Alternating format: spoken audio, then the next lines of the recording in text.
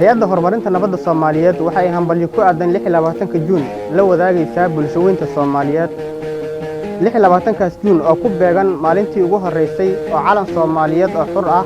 laga taago ciid Soomaaliyeed oo xur ah intaas kadib hay'adda horumarinta nabadda Soomaaliyeed waxa ay u duceynaysaa halgamayaashii u soo halgamay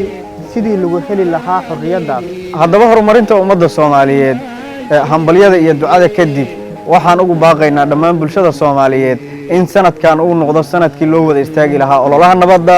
dalkeena waxa dunida inteeda kale uu uga dambeeyahay waa nabadda marka waxaan rabnaa haddii la yiraahdo in nabadda loo wada istaago tusaale fudud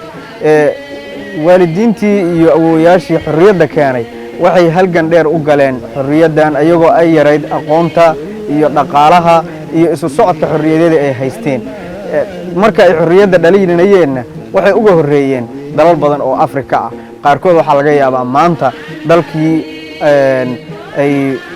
xorriyad ahaan ka dambeeyeen inay nabad ahaan u ilaalinayaan tusaale waxa kugu filan dalka Uganda oo ah dalka ciidamada badan ay ka joogan Soomaaliya xorriyadda wuxuu qaatay 1962 Burundi waxay qaadatay 62 Kenya waxay qaadatay 1963 macnaheedu waxay tahay marka waalidiintii uga dhintay xorriyadda dhaxalkii ay ka reebeen umbay sidii u sii hayaan ayagu ay celiyeen anagu laakiin waxaad u malaysaa dhaxalkii iyo hanaankii nabadeed ee ay doonayeen waalidiintii xorriyaddeena u dhintay inaanan sidii u adkayna laga yaaba waxaan rajaynaynaa inaan